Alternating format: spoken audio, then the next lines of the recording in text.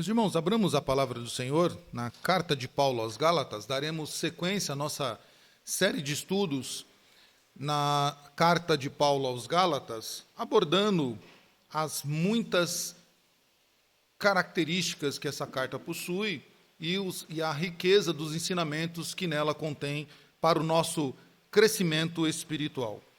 Nós vamos ler do capítulo 1, versículo 1 ao 5. Nós já fizemos uma introdução na semana passada, hoje daremos sequência ao que Paulo escreve aos Gálatas nesses 5 primeiros versículos.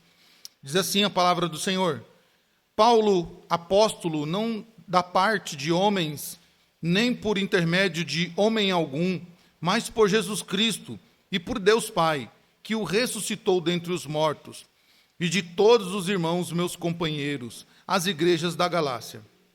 Graça a vós outros e paz da parte de Deus nosso Pai e do nosso Senhor Jesus Cristo, o qual se entregou a si mesmo pelos nossos pecados para nos desarraigar deste mundo perverso, segundo a vontade de nosso Deus e Pai, a quem seja a glória pelos séculos dos séculos. Amém. Meus irmãos, para que nós conheçamos alguém, ou nós conheçamos um local, nós precisamos saber das características daquela pessoa ou daquele local. Por exemplo, desde quando eu cheguei aqui, várias pessoas, quando começam a conversar comigo, falam assim: você é paulista, né?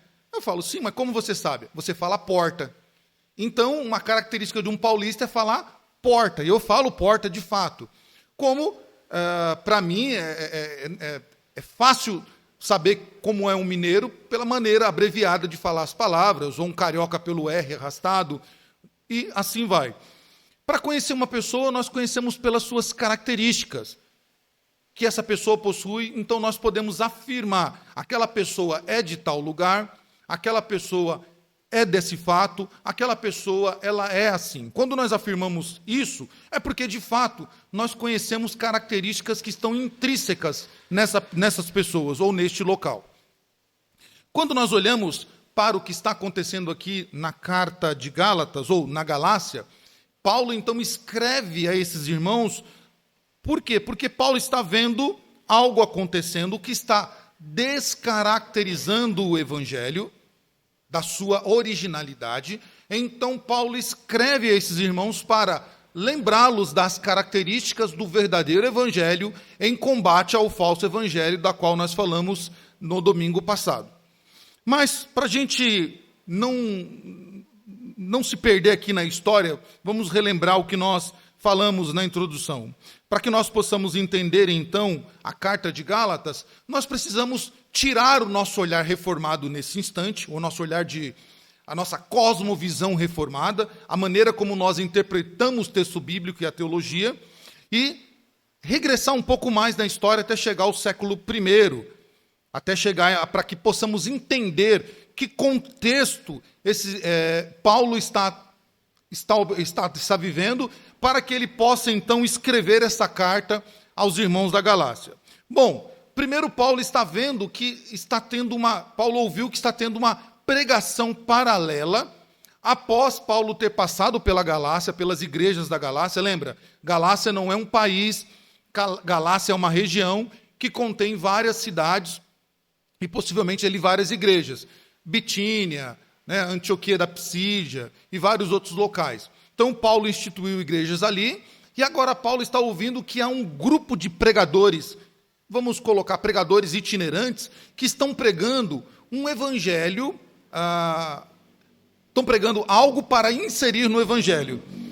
E quem são esses pregadores? São judeus que se simpatizaram com o evangelho, mas ainda não se desprenderam do judaísmo. Então, o que eles estão pregando? Eles estão pregando a fé judaica, que precisa ser aceita pelos gentios que recém se converteram ao evangelho.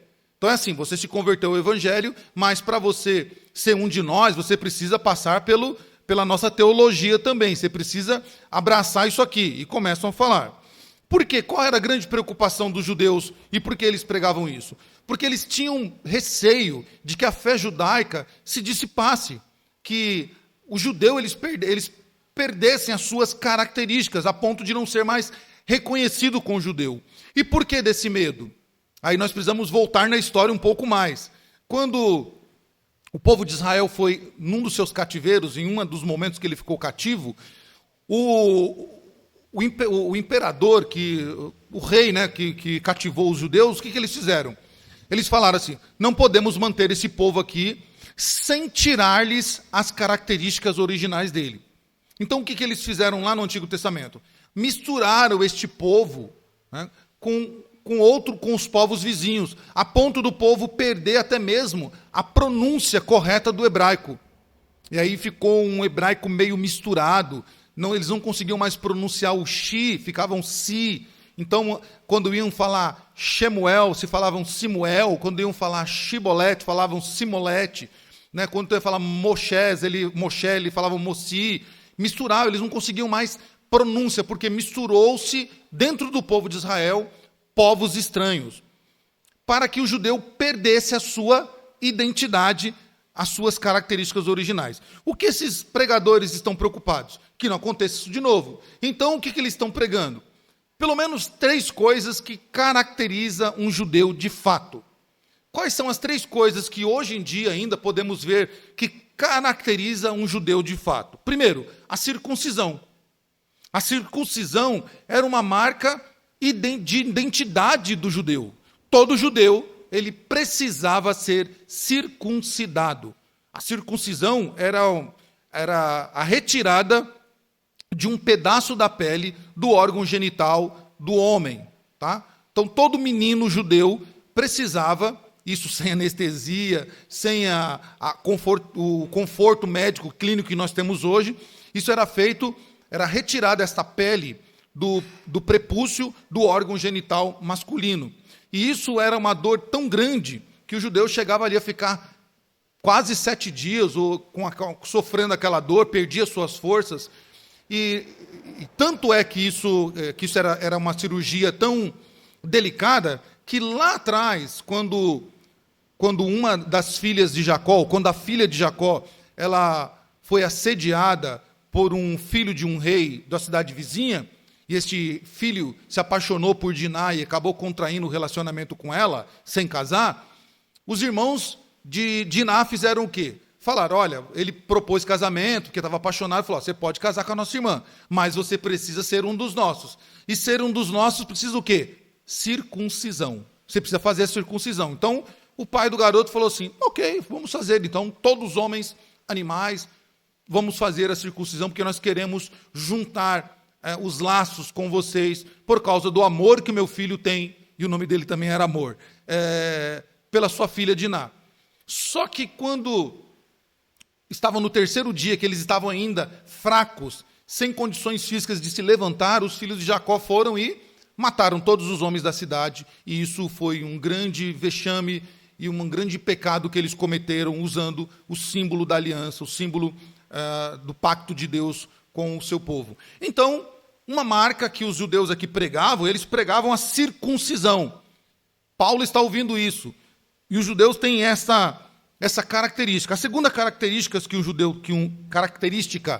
judeu tem, e é isso que eles pregavam, era os calendários festivos. Eles tinham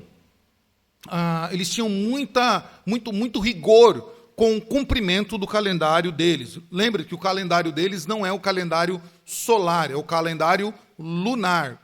Então, eles têm a festa das luas, a festa de Pentecostes, né, a festa das primícias, festa dos tabernáculos, e vão indo um monte de festa que eles diziam: tem que se cumprir.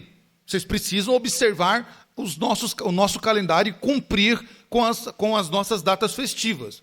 Lembra que eu falei que eles davam muita atenção ao calendário deles, porque é um momento em que os povos gentios iam até Jerusalém também para participar dessa festa, a exemplo de Atos 2, do Pentecoste, quando se achegaram ali gente de todas as nações ali, quando o Espírito Santo desceu sobre os discípulos. Então nós podemos ver ali várias etnias, várias pessoas de cidades e de países diferentes. Então eles tinham essa observação na pregação deles. Para você ser um cristão, você precisa se circuncidar, precisa guardar o nosso calendário, precisa observar as nossas datas festivas, e você precisa ainda, uma terceira característica de um judeu, você precisa fazer parte da nossa dieta alimentar.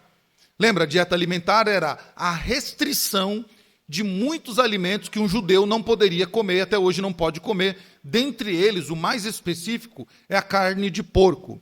Então, quem gosta de carne de porco aí nunca seria um judeu, porque um judeu não pode comer carne de porco, carne de animal com a pata fendida. Então, vários animais estavam na lista dos alimentos proibidos. Você pode encontrar essa lista facilmente lá no livro de Levíticos, vai estar marcando ali quais são os animais que não pode comer, quais são as aves que não podem comer. O sangue era proibido, beber o sangue. Então, quem gosta aí daqueles alimentos que vão ali quase beirando o sangue, o alimento bem molhado de sangue, já não podia ser um judeu. Um judeu não fazia parte disso, né? Não comia esse tipo de alimento.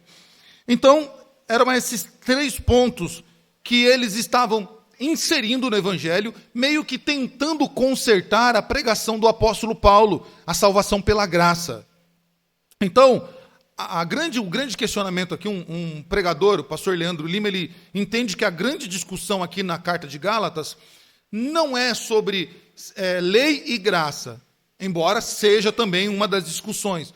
Mas o grande embate aqui era entre características do judeu e características de um evangelho, de um evangélico, né? Ou dos convertidos. Ou a grande questionamento era guardar as características de um judeu.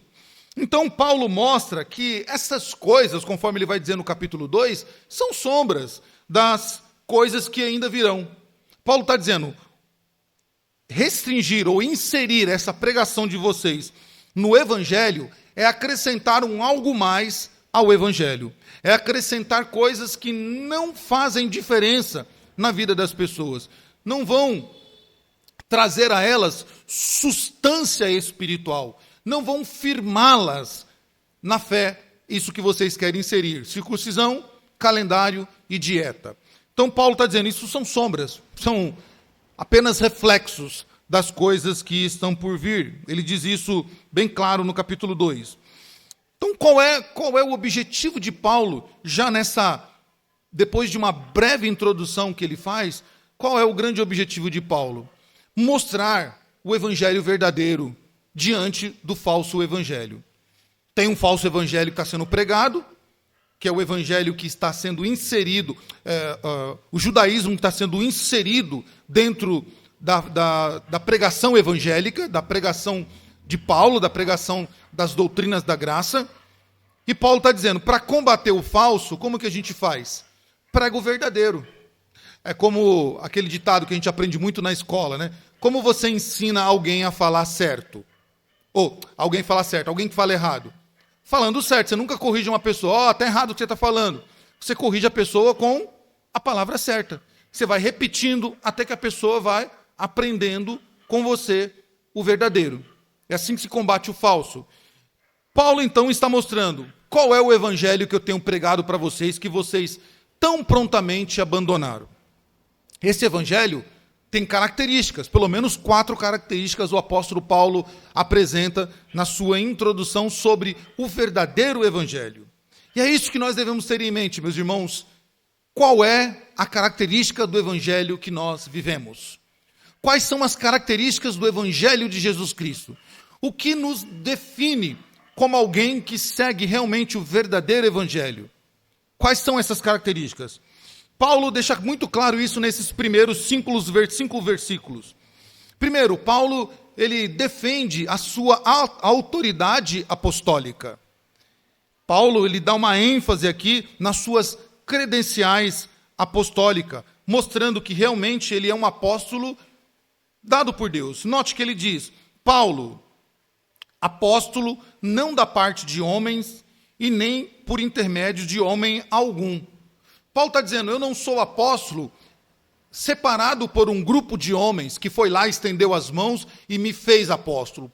Também não sou um apóstolo que foi impetrado ou foi separado por algum homem específico. Há aqui uma discussão histórica que Paulo esteja falando de Barnabé, por exemplo, que foi um apóstolo escolhido pelos apóstolos, mas Não é isso. Paulo está dizendo, o meu apostolado, a autoridade que eu tenho de apóstolo, não foi confiada por nenhum homem e nenhum grupo de homens, mas por intermédio de Jesus Cristo e por Deus Pai. Então Paulo está dizendo, a autoridade com que eu legislo, a legitimidade do meu apostolado não está por intermédio de homem, não foi feita por intermédio de homem algum, mas por Jesus Cristo. Notem que Paulo faz questão de usar o nome de Jesus e também o título Cristo, né? Jesus Christos. Ou seja, Jesus, o Salvador, Cristo, o ungido. Ele faz questão de ressaltar isso, que foi este Jesus, o Cristo, quem o instituiu como apóstolo, que o separou como apóstolo. E também Deus Pai, tá? Deus Pai, que ressuscitou a Jesus Cristo dos mortos. Então Paulo, ele coloca aqui, né, com palavras um pouco fortes aos Gálatas, que eles tinham de entender que Paulo escrevia com autoridade divina. A autoridade que Paulo tinha era uma autoridade constituída por Jesus Cristo e por Deus Pai. Né? Paulo esperava que os cristãos respeitassem a sua autoridade apostólica confiada por Jesus.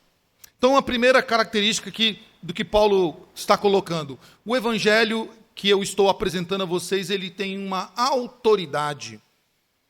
E esta autoridade que me foi confiada, ela foi confiada para que eu anuncie a primeira característica do evangelho. Qual é? Que o evangelho genuíno, ele apresenta a ressurreição de Cristo. É um evangelho que fala da ressurreição de Cristo. Diferente do judaísmo, que apresentava características passageiras, que Paulo chama de sombras, o evangelho de Jesus Cristo é um evangelho que aponta para a sua ressurreição. Meus irmãos, isso tem deveria chamar muito a nossa atenção, porque o evangelho genuíno, ele não é um evangelho que surgiu do nada, apontando para o nada. A ressurreição de Cristo, ela é um dos elementos fundamentais do evangelho.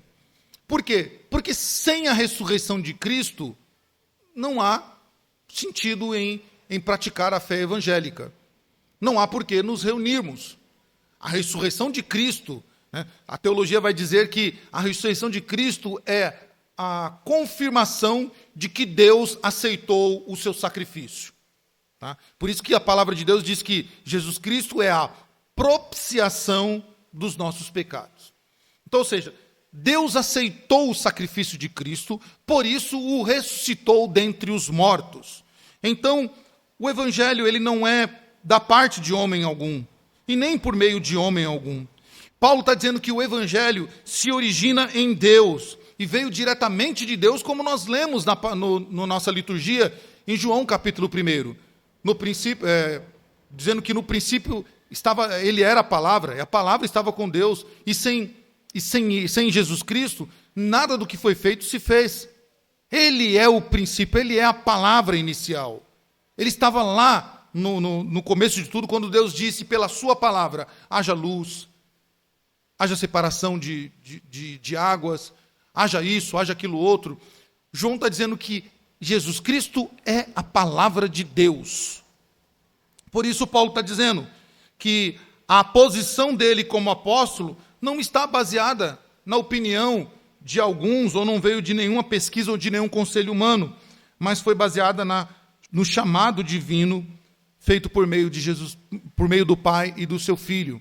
E isso que o Filho e o Pai lhes confiou é o evangelho que aponta para algo glorioso, algo fantástico, algo que mudou o mundo, a ressurreição de Jesus Cristo.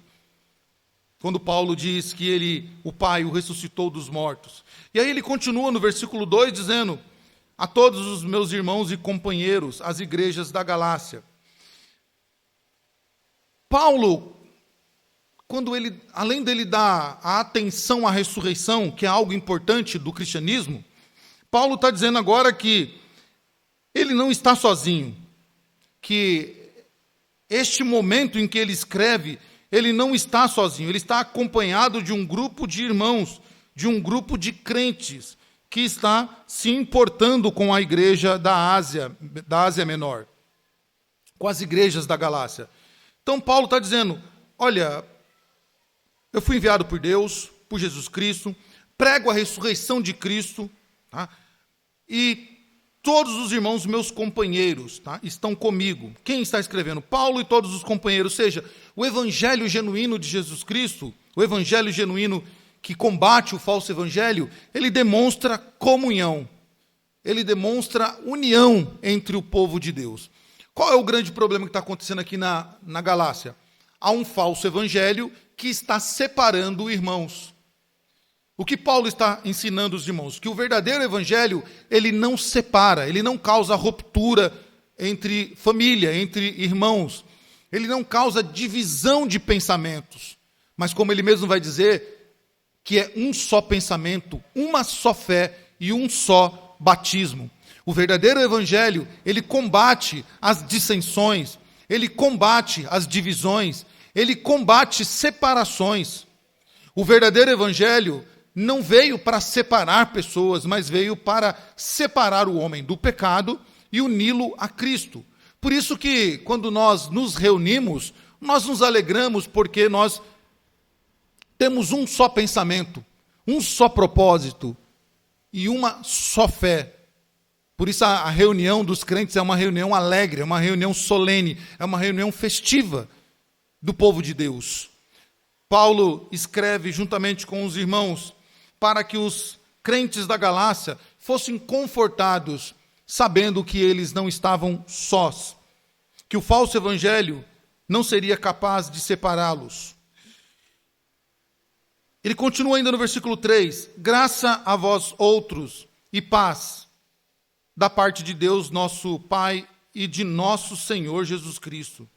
Outra vez aqui Paulo faz questão de mostrar os títulos do nosso Senhor Jesus Cristo. Ele fala, nosso Senhor, aqui é uma palavra muito importante para a época. Essa palavra, Kyrios, que é usada aqui no grego para Jesus, é a mesma palavra usada para os imperadores, para os reis. Kyrios. Portanto, a discussão lá, quando Jesus foi preso, qual era a acusação que os judeus faziam? Olha, César, ele está se fazendo um Kyrios como você, porque nós só temos um Senhor, e esse Senhor é César. Então é a mesma palavra. Paulo está dizendo assim, o nosso Senhor, né, nosso Senhor Jesus Cristo, de novo apontando para o nome de Jesus e as suas características, ou suas qualidades, ou seus títulos, mostrando que ele está oferecendo a graça e a paz, mas não é uma graça e uma paz por parte de homens. O verdadeiro evangelho, ele é gracioso e ele traz paz para aqueles que o aceitam, para aqueles que o vivem, para aqueles que vivem do verdadeiro evangelho. Paulo está dizendo a esses irmãos, graça e paz, mas não é uma graça e paz da minha parte, ou da parte de homens, mas da parte da verdadeira paz e daquele que verdadeiramente derrama graça sobre o seu povo. Paulo deseja então essa graça e essa paz aos seus leitores, para que eles se confortem, para que eles fiquem firmes, para que eles se sintam abraçados por Deus diante do perigo que correm. Paulo, ele está expandindo de forma breve a obra de Deus. Qual é a obra que o evangelho de Deus, o verdadeiro evangelho, faz sobre o povo? A obra da graça, a obra graciosa sobre o seu povo. Por isso que nós temos muito apreço à teologia reformada, porque ela nos apresenta o pacto de Deus com o seu povo. E qual é o pacto de Deus com o seu povo? A sua graça, derramada quando o homem peca, quando o homem viola as leis de Deus lá no Éden.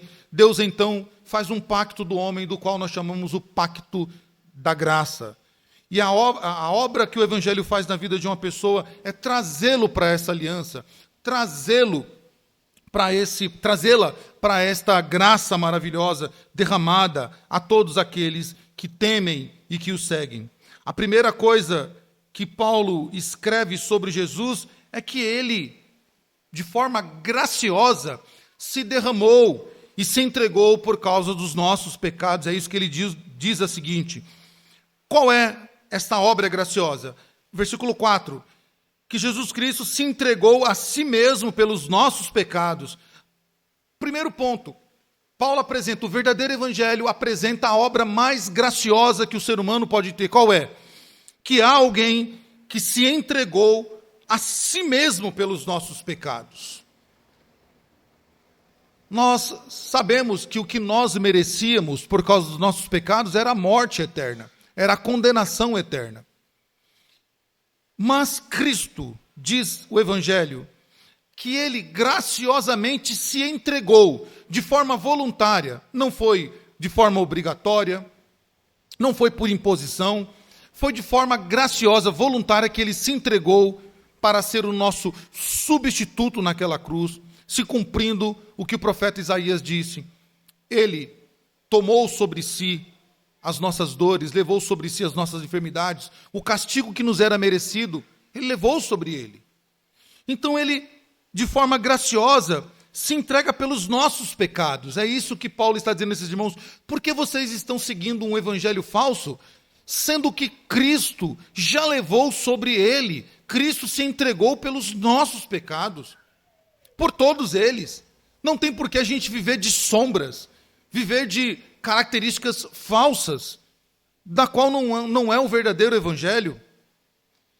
E ainda, depois de mostrar de forma primária que Cristo se entrega pelos nossos pecados, Paulo ainda disse que ele se entregou pelos nossos pecados para nos desarraigar deste mundo, ou seja, para nos separar deste mundo.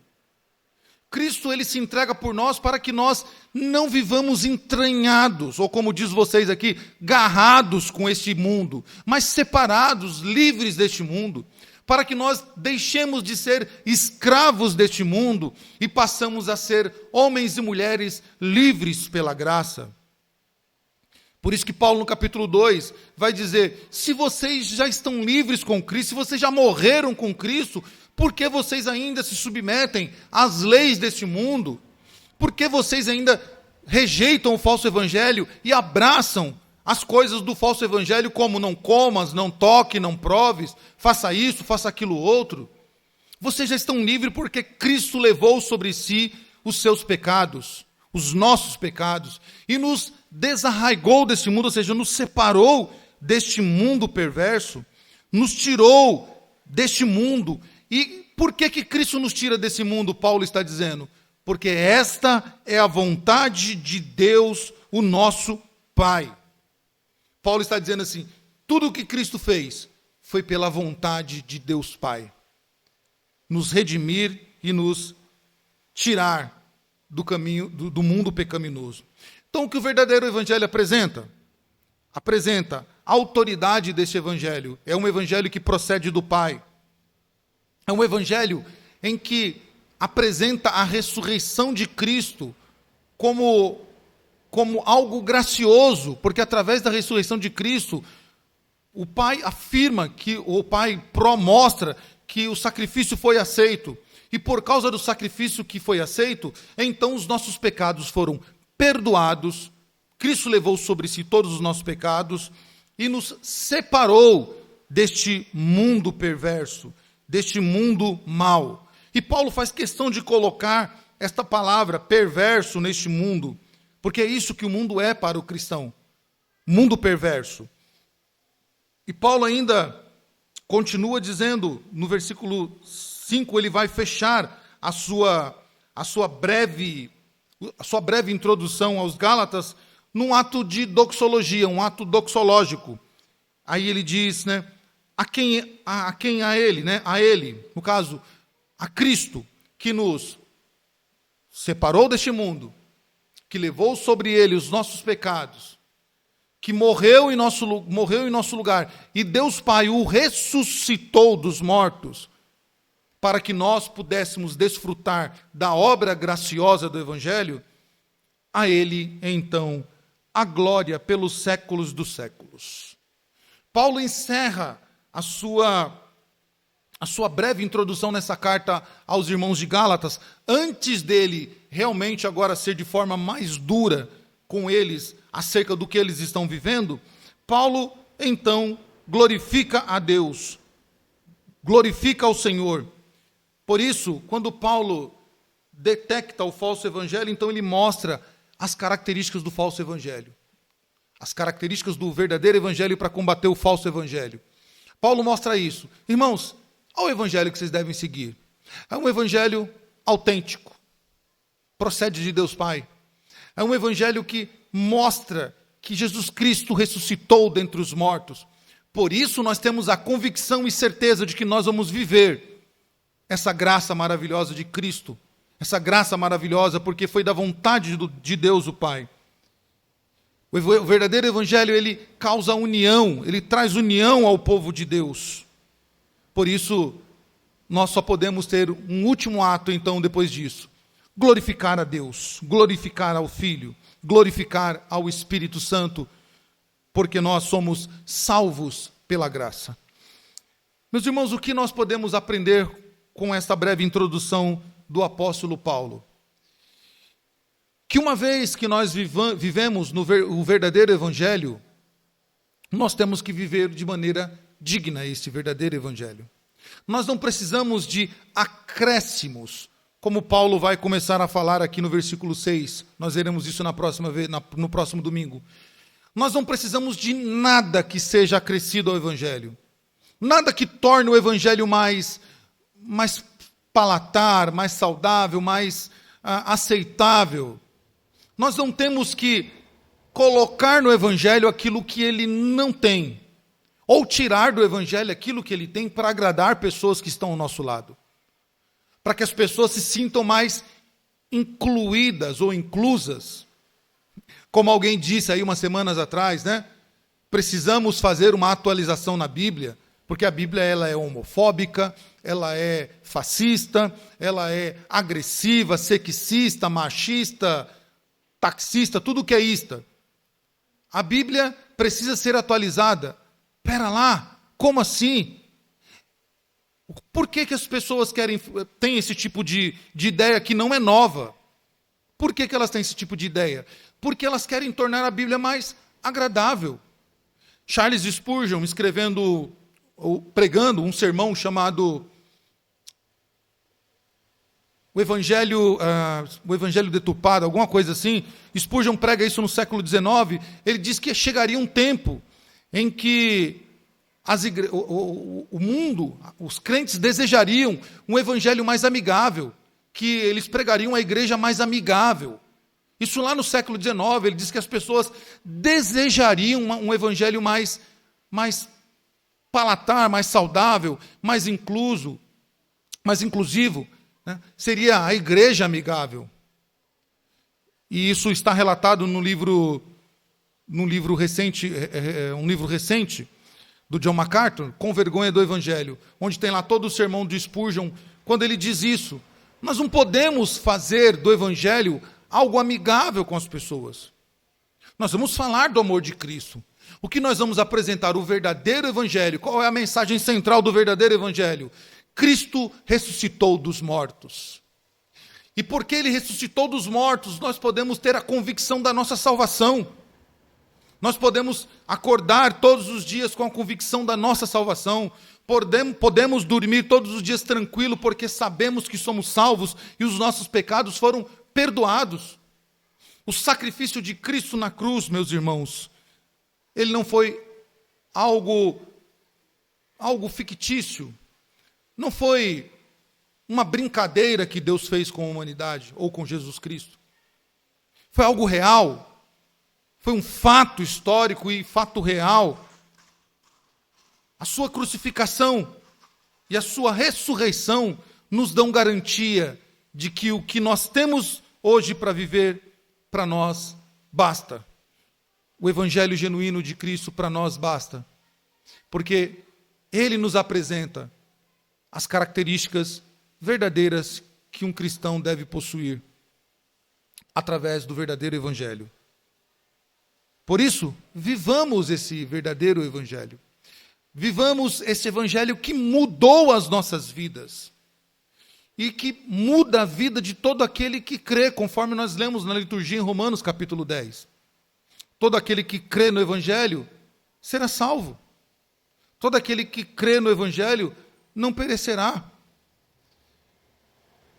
O evangelho que mudou a nossa vida, ele não precisa de alterações da nossa parte. Ele não precisa ser ajustado e adaptado para este mundo que nós vivemos. Ele não precisa ser reescrito. Não precisa ser atualizado. Porque o que foi escrito há 2000 anos atrás ainda é eficaz e poderoso para mudar todas as vidas das quais forem ouvidas, ou pelas quais forem ouvidas. Por isso, preguemos o evangelho. Por isso, anunciemos o verdadeiro evangelho. Por isso, não tenhamos vergonha de anunciar este evangelho, que para o mundo é loucura, mas para nós é o poder de Deus.